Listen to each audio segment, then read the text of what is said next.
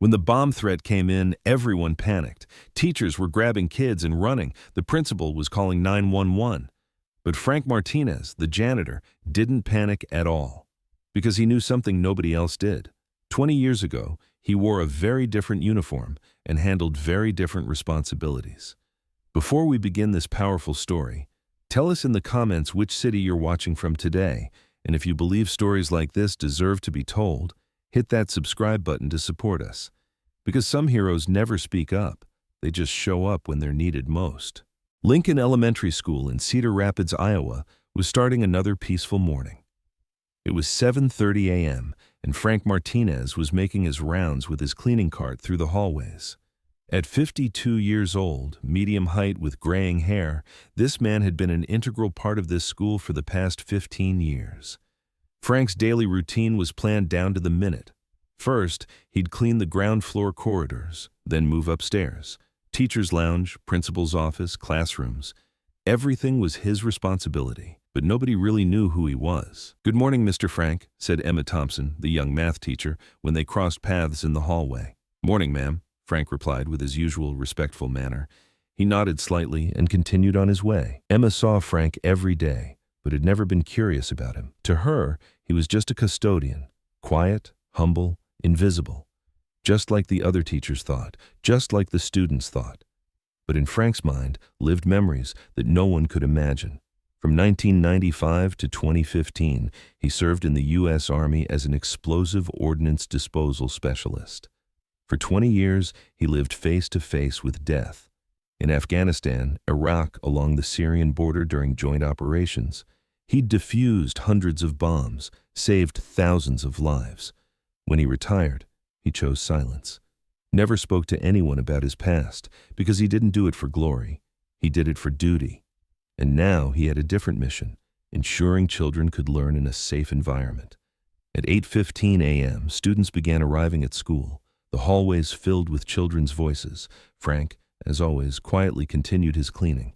The kids didn't even notice him. He was just an invisible figure in the background until 9:42 a.m. In Principal Robert Hayes' office, the phone rang. The caller ID showed blocked. "Good morning, Lincoln Elementary. This is Principal Hayes." The voice on the other end was cold and threatening. "There's a bomb in your school. It'll go off in 1 hour. Evacuate the kids." The line went dead. Principal Hayes dropped the phone. His heart started racing. In his 20-year career as an educator, he'd never faced anything like this. He was paralyzed, unsure what to do. He immediately called his assistant principal, Sarah Mitchell. "Sarah, get to my office right now and gather all the teachers." Within 5 minutes, all the teachers were assembled in the principal's office. Hayes looked pale as a ghost. "Folks, what I'm about to tell you will shock you, but you need to stay calm. We've received a bomb threat." The room fell dead silent.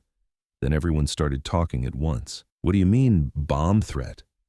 Is this some kind of joke? What about the children?"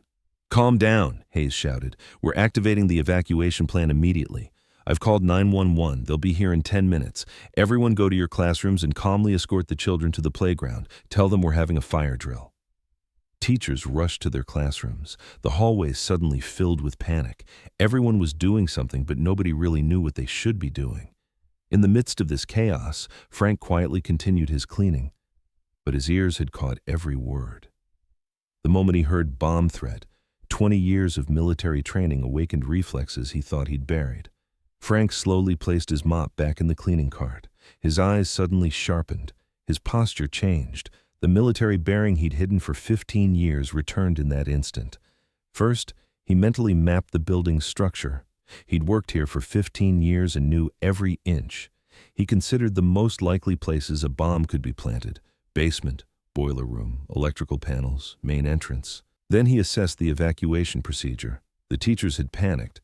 They wouldn't be able to conduct a proper evacuation. This was more dangerous for the children. Frank headed to the principal's office. He entered without knocking.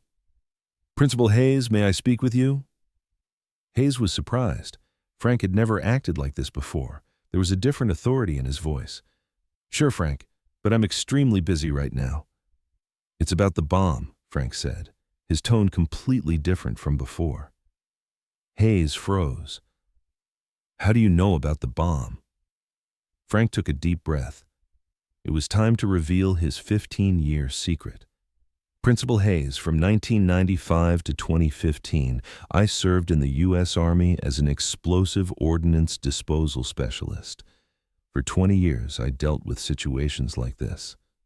I can help you. Hayes's mouth fell open. The man standing before him wasn't the quiet janitor he'd known for 15 years. This was someone with the bearing of an experienced soldier, determination in his eyes. You're a bomb expert? Yes. And right now, I need to check this building for explosives. We also need to properly coordinate the evacuation. Until the police arrive, I can help you. Based on Frank's recommendation, the principal called an emergency meeting. All teachers gathered in the principal's office again. Folks, I'm going to give you shocking news. Frank is actually a retired bomb disposal expert. He's going to help us right now. The teachers stared at Frank in amazement. Was this the same quiet, humble man they'd known for 15 years? Frank stepped forward. Gone was the janitor's demeanor. He stood with military posture, speaking with clear commands. First, we need to evacuate properly. Without creating panic, we'll get the children out safely. Second, I'll sweep the building for explosives. Emma Thompson asked, but isn't the police coming? They are, but it'll take 15-20 minutes for them to get here. Every minute counts. I'm starting the search now. Frank gave detailed instructions to the teachers. Emma, you take grades 1A and 1B. Tell the kids we're having a fire drill. Don't let them run. Walk calmly. Sarah, you coordinate the upper floor classrooms. Single file down the stairs. Other teachers, evacuate your assigned areas. While I search the building, keep the children at a safe distance. Everyone listened in amazement. Was this really that quiet janitor? While teachers began evacuation, Frank initiated the bomb search protocol. His 20 years of experience told him what to look for and where. First, he went to the basement. Here were the boiler room, electrical panels, and storage areas, ideal places to plant a bomb. Frank carefully examined every corner. His eyes searched for details he'd learned to spot 20 years ago: unusual wires, objects that didn't belong, fresh traces. The boiler room looked normal. He checked the electrical panels. No problems. Then he went to the ground floor. He checked the main entrance, teacher's lounge, principal's office. Nothing. When he reached the upper floor, he saw the corridors had been evacuated. Teachers had successfully evacuated the children, but the job wasn't finished yet. He checked each classroom one by one, under desks, cabinets, windows. 20 years of experience had trained his eyes. He could spot even the smallest abnormalities. Finally, in the last classroom, by the window, he found it. A small, gray backpack, wires coming out of it, and a digital display. This was definitely the bomb. Frank's heart rate increased, but he didn't panic. He'd faced this situation dozens of times. He needed to stay calm. Frank carefully examined the bomb. It was a classic improvised explosive device. Inside was C4 plastic explosive, a digital timer, and a detonation system. He looked at the timer: 00:23:47, 00:23:46, 00:23:45, 23 minutes left. He immediately ran to the principal's office and grabbed the phone. Principal Hayes, I found the bomb. Upper floor, classroom 3B. We have about 23 minutes. Hayes's voice was shaking. What are you going to do? The police just arrived. Shouldn't we wait for bomb specialists? No, 23 minutes isn't enough time. I can defuse it. Just don't let anyone disturb me. Frank went back upstairs. This time he brought some tools from his cleaning cart: thin screwdriver, pliers, digital multimeter. He examined the bomb carefully again. He remembered encountering similar devices before. In Afghanistan, in 2008, he'd neutralized a similar explosive. Timer: 00:19:34. He steadied his hands. He recalled techniques learned 20 years ago. Never rush. Calculate every step. If you're not sure, pause. First, he examined the wire connections. There were red, blue, green, and black wires. Classic color coding, but there could be a trap. He measured each wire's voltage with the multimeter. Results were as expected. No trap. Timer: 00:14:22. Second step, disable the detonation system. He needed to cut the black wire. But first he had to disable the safety. He found the blue wire. This was the safety system. He loosened the connection with the thin screwdriver. Timer, 00915. See, now he'd reached the critical phase. He needed to cut the black wire, but if he made a mistake, the bomb could explode instantly. His 20 years of experience gave him confidence. He could defuse this bomb. He took the pliers in his hand. The black wire was right in front of him. Once cut, either the bomb would be neutralized or it would explode instantly. Timer, 00347. Frank took a deep breath. 20 years ago in Afghanistan, in a similar situation, he'd taken the same steps. He'd succeeded then too. He brought the pliers close to the black wire. Timer, 00123. God help me, he murmured and cut the wire. The bomb went silent. The timer stopped. 000107. Frank bowed his head and took a deep breath. After 15 years, he'd defused another bomb, and he'd succeeded. 10 minutes later, police teams arrived at the school.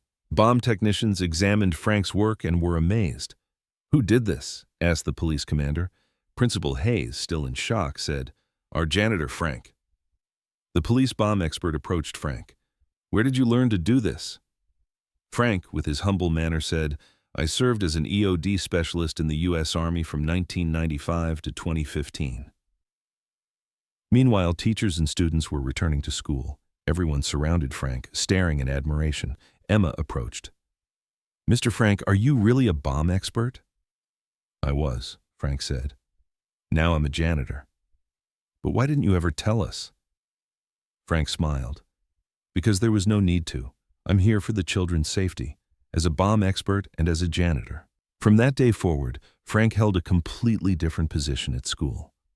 He was no longer just the janitor. He was the hidden hero who protected the school and children. Students looked at him differently.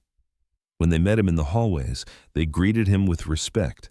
Teachers listened to his advice, because his 20 years of military experience could provide them with important security information. Principal Hayes called Frank to his office. "Frank, I don't know how to thank you. If you hadn't been here," Frank, with his usual humble manner, said, "Principal Hayes, I just did my job. 20 years ago for my country, today for these children." "But why didn't you ever tell us? For 15 years. Because the past is the past. I'm here for a new mission, making sure children get educated in a safe environment. This is just as important as what I used to do." Principal Hayes shook Frank's hand. "You're a real hero." Frank smiled. "No, Principal Hayes, I'm just someone who loves his job." Weeks passed. The bomb incident became the main topic of conversation at school and in the community. Local newspapers wanted to write Frank's story, but he declined all interview offers. "I didn't do this to become famous," he said. "I just did what was right." But the respect around him could no longer be hidden. People in the neighborhood who knew him looked at him differently. Old military buddies called to congratulate him after hearing the news. What made Frank happiest was that children could safely continue their education.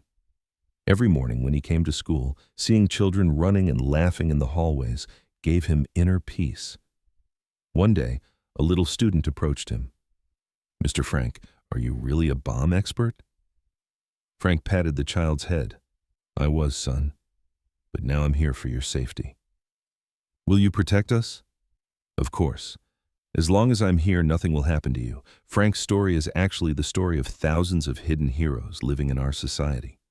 Some are retired soldiers, some retired police officers, some retired firefighters. They all work in ordinary jobs, but when needed, they emerge and continue serving their community. These people don't want to be famous. They don't want to give TV interviews. They just continue doing what's right. Frank Martinez, 52 years old, still works as a janitor at the same school. But now everyone knows he's not just a janitor. He's a real hero who ensures children's safety and can save their lives when necessary. And maybe there are such people around you too. Notice them, show them respect, because invisible heroes are society's most valuable treasures. Now I ask you, have you ever met such a hero? Someone you thought was ordinary but actually had an extraordinary past? Share their stories in the comments, and if you believe stories like this should be told, subscribe to the channel. Because every week we'll continue telling the stories of such invisible heroes. See you in the next video. And remember, sometimes the greatest heroes are the most ordinary looking people.